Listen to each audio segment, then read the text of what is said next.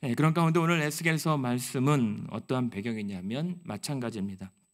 에스겔서 포로로 끌려온 에스겔을 통해서 오히려 포로로 끌려온 바벨론에 대하여 걱정하시는 것이 아니라 하나님은 두고 온 고향 땅 이스라엘 백성들을 염려하세요. 왜냐하면 거기가 정말 큰일 나게 되었거든요. 근데 오늘도 우리가 살아가는 시대에 신앙생활할 때 역설은 뭐냐면 평안할 때 하나님의 말씀을 구하기보다는 혼란하고 혼돈기에 하나님의 말씀을 더욱더 찾으려고 붙잡습니다. 근데 중요한 것은요, 이런 혼란한 시대에 하나님의 말씀이 중요합니다만 그러나 그 말씀을 분별하는 것은 더 중요합니다. 왜냐하면 그런 시대가 혼란스럽고 어려울수록 말씀 혹은 예언 그리고 조언들이 난무하기 때문입니다. 그런데 그거 아십니까? 지금 아직 완전히 멸망하지 않은 이스라엘 백성들 그 나라가 왜 망한 줄 아십니까? 그것은 바로 하나님 말씀 때문에 망했어요. 지금 하나님은 지금 에스겔 오늘 본문 가운데 기회를 주시거든요. 회개할 기회를 주십니다. 그런데 지금 이 남은 고향 땅의 이스라엘 백성들이 그 마지막 기회를 잡지 못하고 패망으로 치닫는 것은 하나님의 말씀을 너무 집착했기 때문에, 아니 더 정확히는 하나님의 말씀을 왜곡했기 때문에 망했습니다.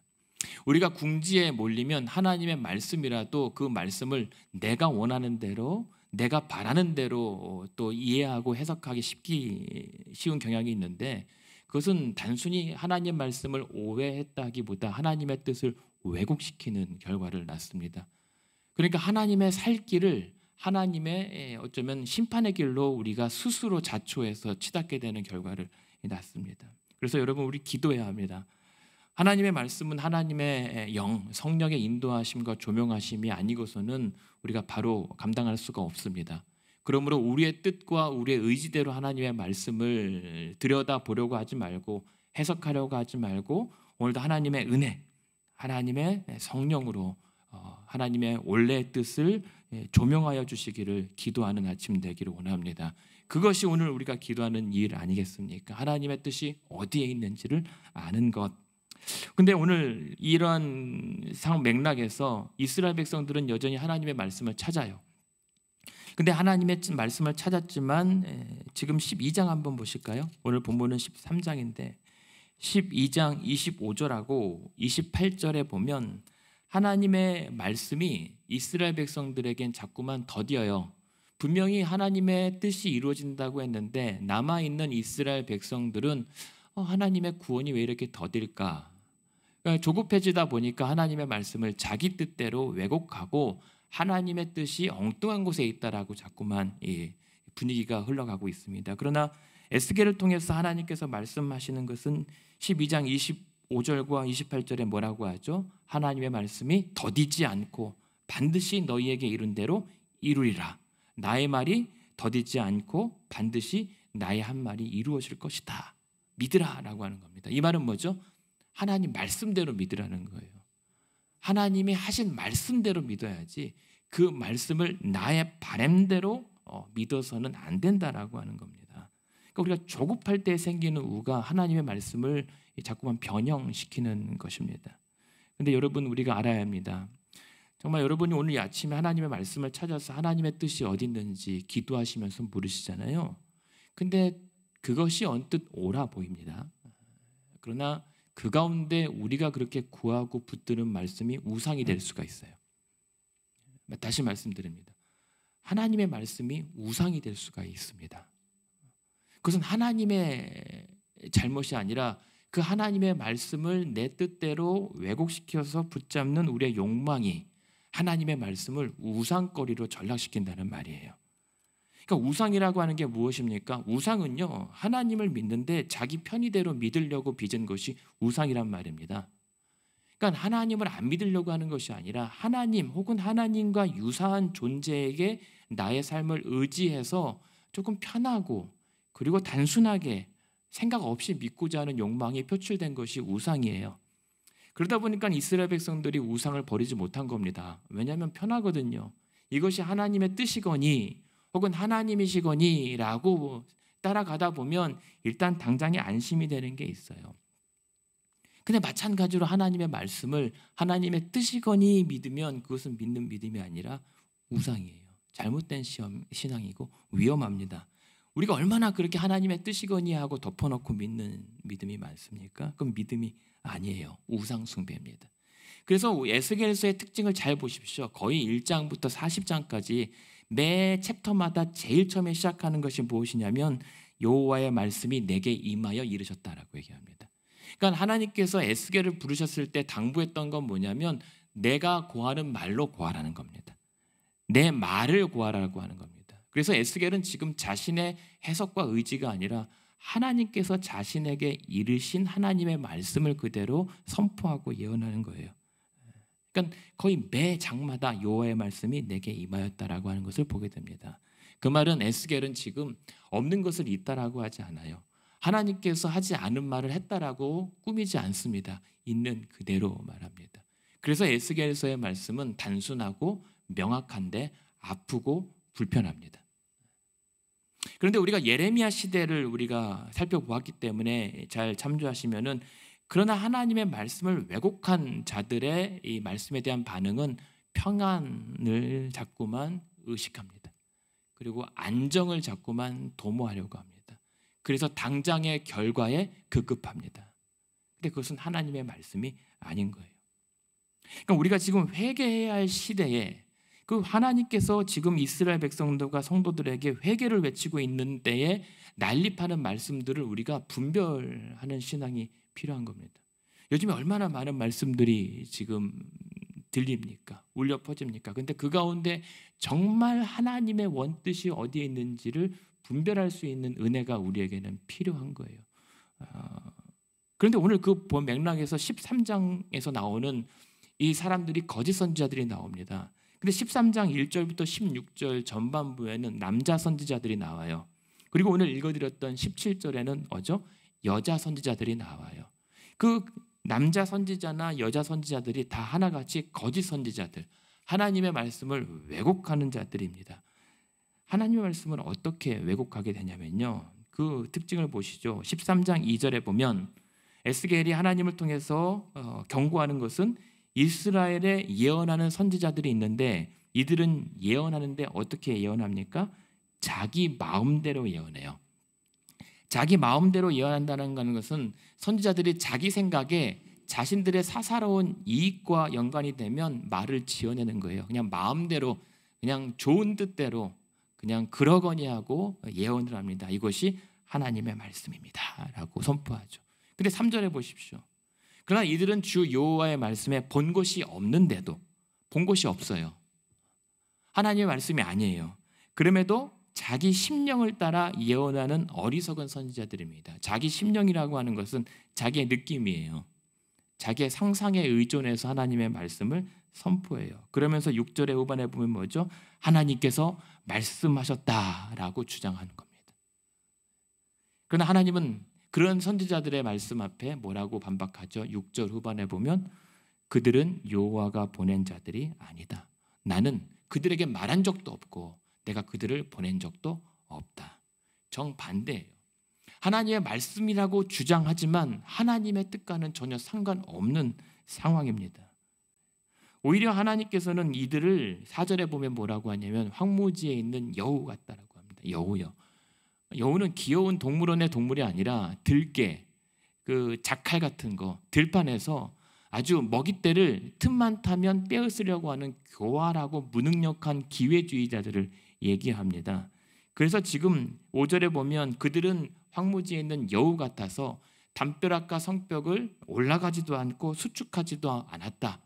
이 무슨 말이냐면 이 선지자들, 거짓 선지자들은 이스라엘 백성들이 망해가고 있는데 예루살렘 성벽이 무너져가고 있는데도 그 성벽 담벼락이 예루살렘 백성들이 무너지지 않도록 애를 쓰거나 수고하거나 또 올라가거나 수축하지도 않고 그저 그 성벽이 무너지면 무너진 때에 따라서 그 기회를 봐서 자신들의 이익을 탐하는 자들에 불과하다는 겁니다.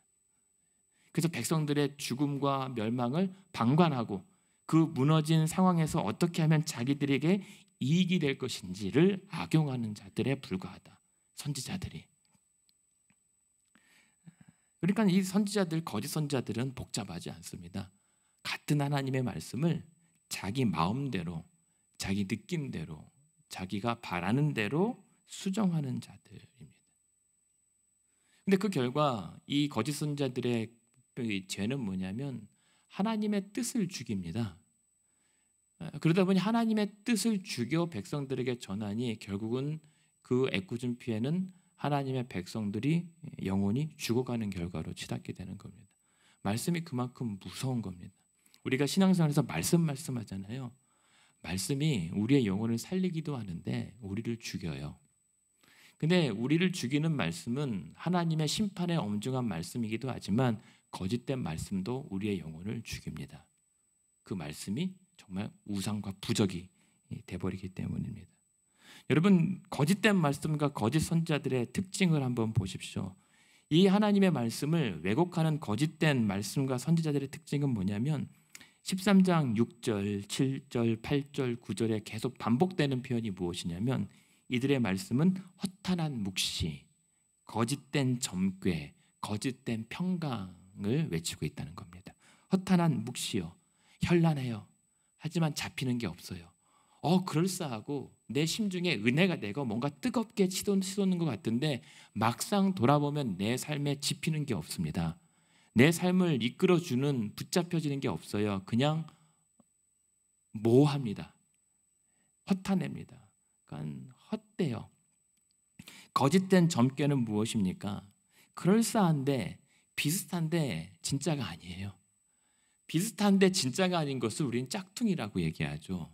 가짜입니다.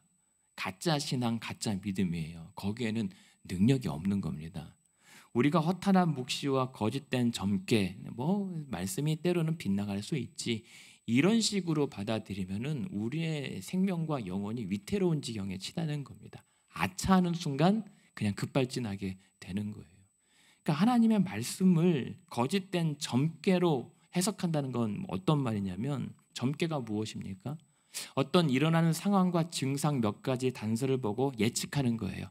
이럴 것이다. 혹은 추측하는 거예요. 그런데요, 하나님의 말씀을 예측하면 큰일 납니다. 하나님의 말씀을 추측하면은 사단이 나는 겁니다. 하나님의 말씀은 예측하고 추측하는 것이 아니라 바로 해석하고 정확하게 적용하는 겁니다. 근데 우리는 그냥 하나님의 말씀을 대할 때 그냥 이럴 수도 있고 저럴 수도 있는, 이 상황에 이렇게 적용하고 저 상황에 같은 말씀을 다르게 적용할 때가 있어요. 이것은 점괘입니다. 우리가 성경을 말씀 보면서, 여러분 요즘에 그러는지 모르겠습니다.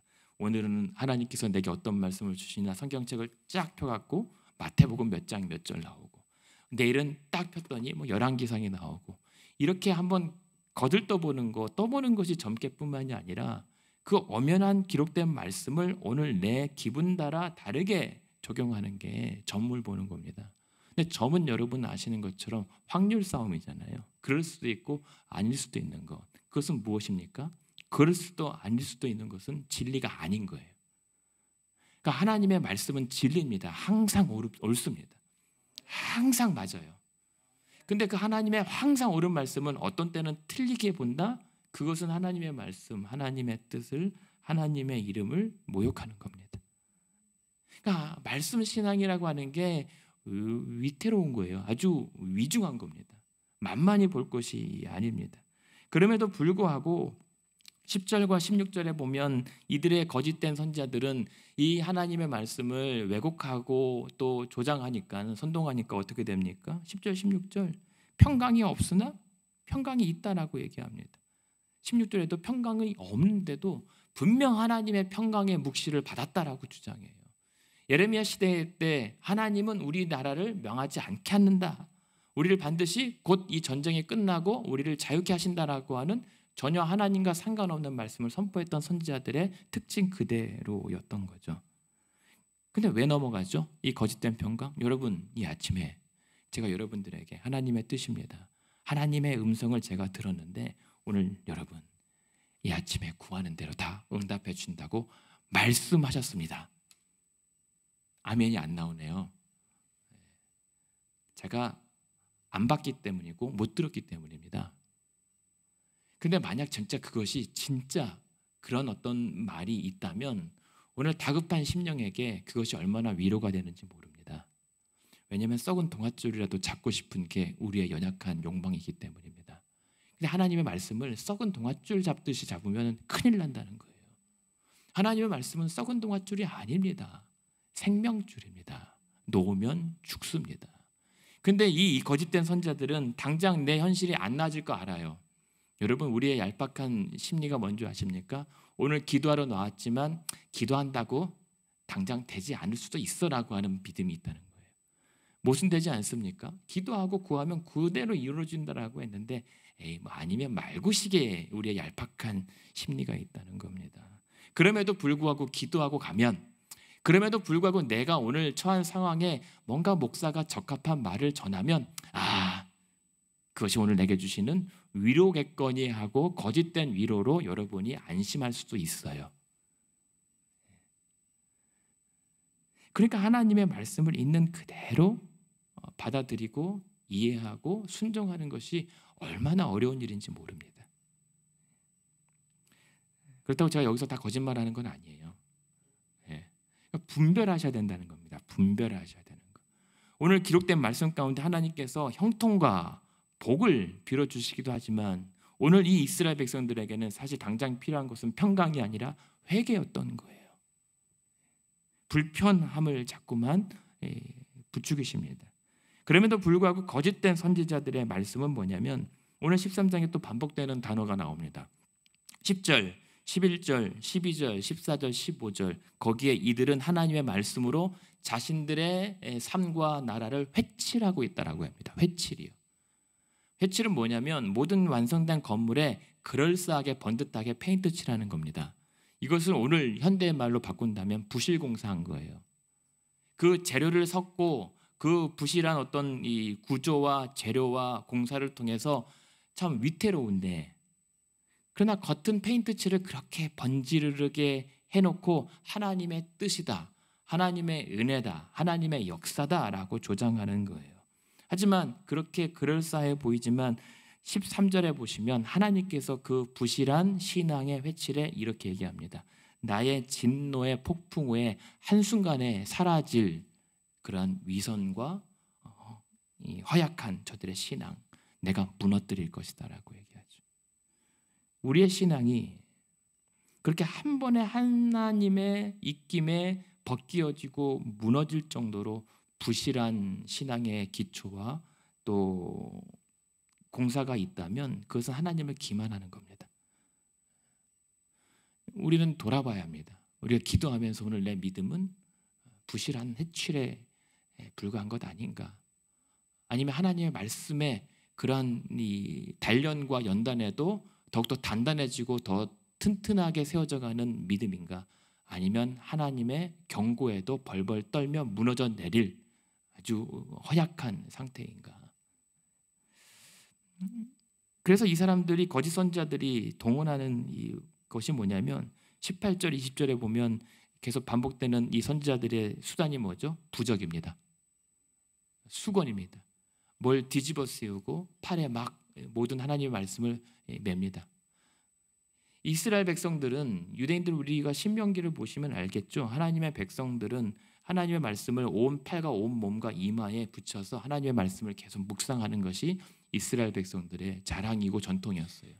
근데 이것이 부적이 돼버린단 말입니다. 조심스러운 말씀입니다만 이따금 우리가 신앙생활하면서 뭔가 뽑기나 혹은 얻어 걸린 것처럼 하나님의 말씀을 되뇌이는 거 있잖아요. 그것이 때로는 정말 적확하게 하나님의 말씀과 위로와 능력으로 와닿을 때가 있어요. 저는 그런 많은 은혜를 체험합니다. 여러분도 아마 그런 하나님께서 우연히 내게 보여주신 말씀으로 큰 능력과 위로를 받으실 때가 있어요. 근데 그것이 반복되다 보면 어떤 의도로 되냐면 그 말씀을 뽑기처럼 악용하게 돼요. 근데 그러는 순간 하나님의 말씀은 부적이 되는 겁니다.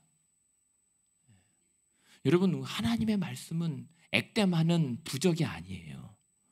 내가 나를 보호하기 위해서 나를 보호하는 장신구처럼 몸에 뒤집어 쓰고 나를 보호하는 어떤 이 장신구나 도구가 아닙니다. 하나님의 말씀은 내가 하나님의 말씀을 위하여 존재하는 거지 하나님의 말씀이 나를 위하여 존재하는 게 아니에요.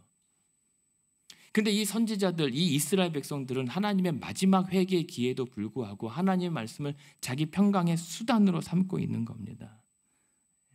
근데 그것을 뭐라고 얘기합니까? 사꾼이라고 얘기하죠. 요한복음에 보면. 그러니까 오늘 우리가 기도하면서 하나님의 말씀을 사모하며 하나님의 말씀대로 그리고 하나님의 말씀 안에서 응답받기를 원한다면 우리가 기도하면서 하나님의 은혜를 구해야 돼요. 하나님 거짓된 말씀과 거짓 선지자들의 얄팍한 목표를 경계하게 하여 주시옵소서. 자기 마음대로 예언하는, 자기 마음대로 내 상상대로 내 바람대로 말씀을 붙잡는 우리의 완악함을 고쳐주시옵소서. 왜 이 거짓된 선지자들이 거짓된 말씀을 선언합니까? 권력 때문이에요. 18절에 보십시오. 18절에 보면 뭐라고 얘기합니까? 이 선지자들이 왜 거짓 말씀을 선포합니까? 사람의 영혼을 사냥하려고 하는 겁니다. 영혼을 사냥하는 거예요. 마치 새를 사냥하듯이 부적을 동원해서 마킹을 하는 겁니다. 이 부적을 마킹한다는 건 뭐냐면 내가 저 영혼을 내가 오늘 잡겠다라고 표시하는 겁니다. 그러니까 이 선지자들이 사람의 영혼을 사냥해서 얻는 게 무엇입니까? 자신의 기득권과 권력입니다. 그러니까 18절에 보면 그렇게 내 백성의 영혼을 사냥하면서 자기를 위하여서는 영혼은 살리려고 해요. 자기는 살려고 하고 성도들의 영혼은 죽이려고 합니다. 볼모로 잡습니다. 이게 거짓 선지자들의 특징입니다. 그러나 참된 선지자들은 자기가 죽죠. 그것이 하나 예수님께서 말씀하셨던 참된 목자와 사꾼 목자의 차이였던 거잖아요. 근데 왜 그러면서도 왜 그러한 권력과 기득권에 이 선지자들에게 휘둘리는 것을 알면서도 왜 넘어갑니까? 성도들이 물질 때문입니다. 그러니까는 이 선지자들이 사람들을 어떻게 접근하냐면 그 사람의 필요를 정확하게 알고 있기 때문이에요. 사단이 예수님의 시험을 세 가지 시험을 광야에서 했을 때 사단이 그냥 맹목적으로 세 가지 시험한 게 아닙니다. 그 상황에서 예수님에게 가장 절실한 필요가 무엇인지를 간파하고 접근한 거예요. 먹는 것과 예수님께서 가셔서 성취해야 될 그 모든 영광의 요소들을 알기 때문에 정확하게 그것으로 접근한 겁니다. 마찬가지예요. 이 거짓된 선지자들 하나님의 말씀을 왜 왜곡합니까? 18, 19절입니다. 너희가 두어 움큼 보리와 두어 조각 떡을 위하여 먹거리와 여러 가지 삶의 필요를 위해서 거짓 선지자들은 하나님의 말씀을 거짓으로 왜곡하고 그 말씀이 거짓이고 평강이 없을 줄도 알고 그것이 하나님이 본 것이 아닌 것을 충분히 예측하면서도 받아들이는 거예요. 그래서 19절의 중간에 보면 그 백성 가운데 나를 욕되게 하여 거짓말을 고지 듣는 내 백성에게 거짓말을 지어낸다라고 얘기하는 겁니다. 알아요. 서로 알고 하는 거예요. 거짓인 줄 알면서도 거짓이거니 넘어가 주는 겁니다. 이것이 말씀의 위험입니다. 오늘날 교회에서 저를 포함한 모든 성도들과 이 땅의 모든 우리 교회를 포함한 모든 교회들이 범할 수 있는 치명적인 위험입니다. 그런 교회와 그런 성도와 그런 이 말씀을 전하는 자들의 그 치명적인 위험은 무엇입니까? 결과는 19절 후반에 보면 죽지 아니할 영혼을 죽이고 살지 못한 영혼은 살리는 겁니다. 살아야 될 영혼들을 살리지 못하고 죽이고 정말 있어서는 안 될 영혼들의 질병은 자꾸만 노출시켜서 죽음, 살려내는 것.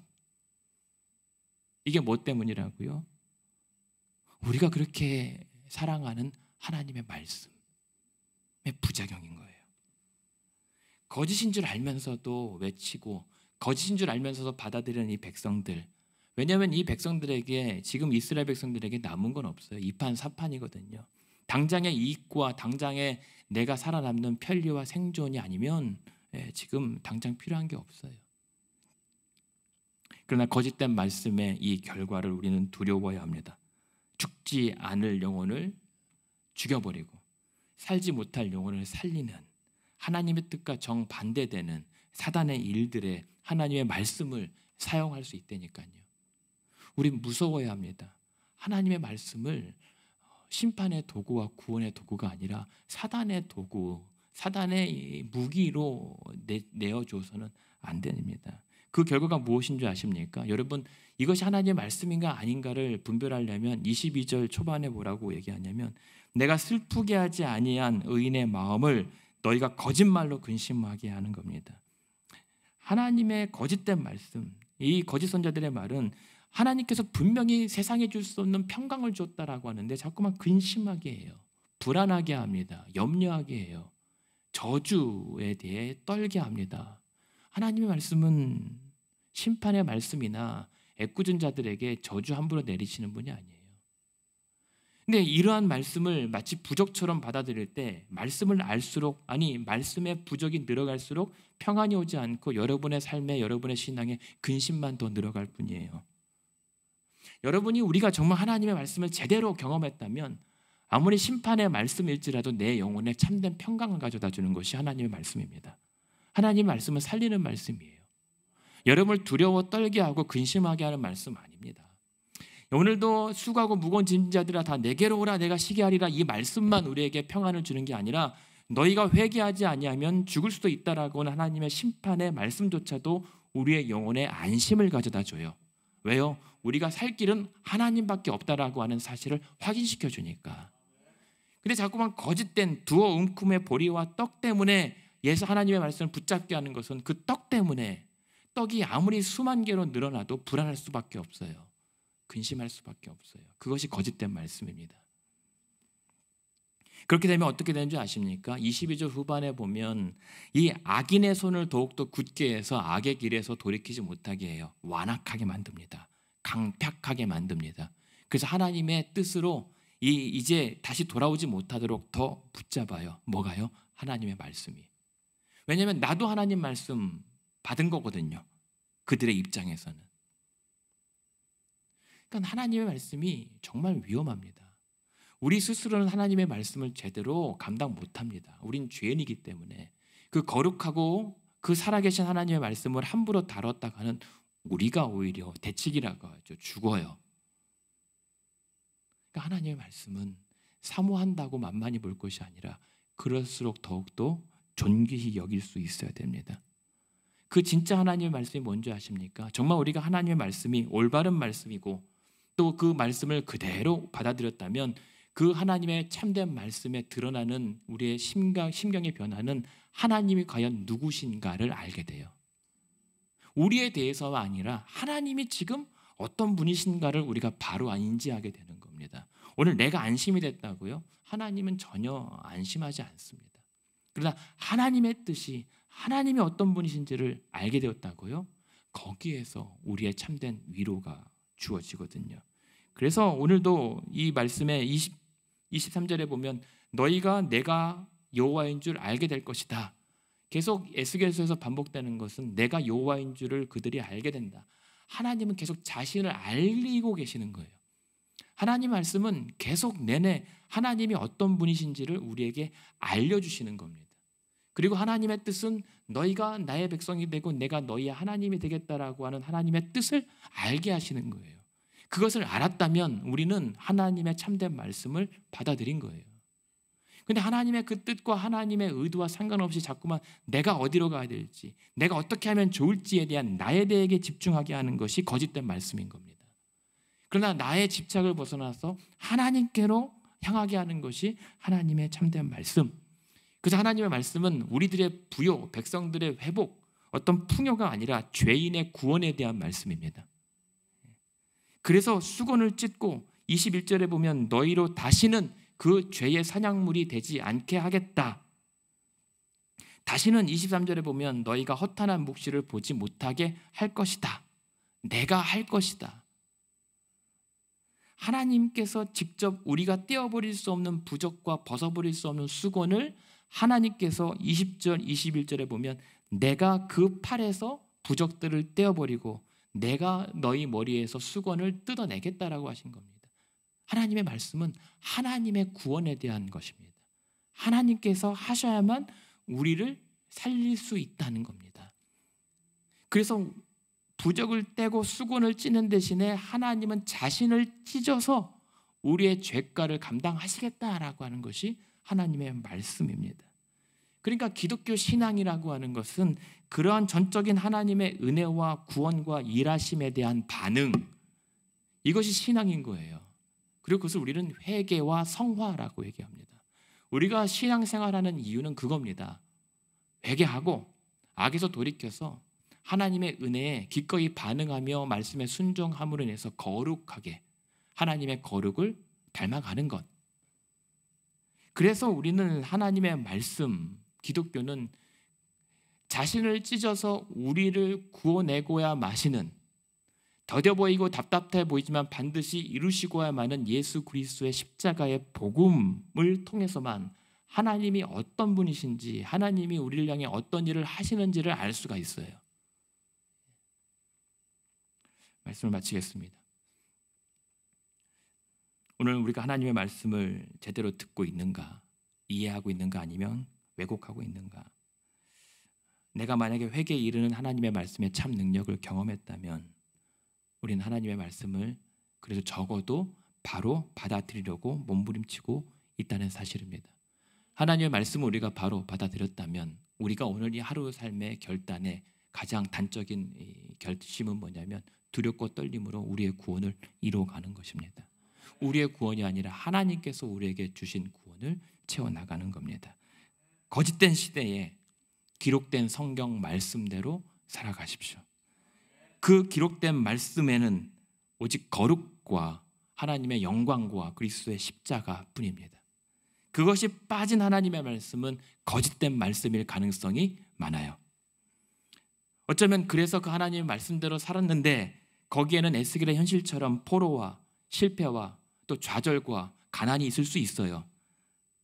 어쩌면 우리의 기대와 달리 번성하지 못하고 부흥하지 못하고 형통하지 못할 수가 있어요. 하지만 만약에 그럼에도 불구하고 거기에서 하나님이 우리의 잠깐 성소가 되어서 하나님 일하고 계신다면 오늘 하루 우리의 삶이 바벨론이라도 괜찮은 거예요. 오히려 거기가 살 길이기 때문에. 그렇게 오늘도 우리의 영혼을 사냥물로 내놓지 않고 대신 우리를 살리기 위해서 자기 영혼을 십자가의 제물로 내놓으신 예수 그리스도, 그분, 그 십자가의 사건이 하나님께서 우리에게 하시고 싶은 원래의 말씀이라는 사실을, 우리 인생을 그 말씀에 비추어서 오늘 우리도 사단의 사냥물이 아니라 우리의 영혼을 거룩한 산제물로 하나님께 내어드리는 저와 여러분의 하루 되시기를 주님의 이름으로 축원합니다.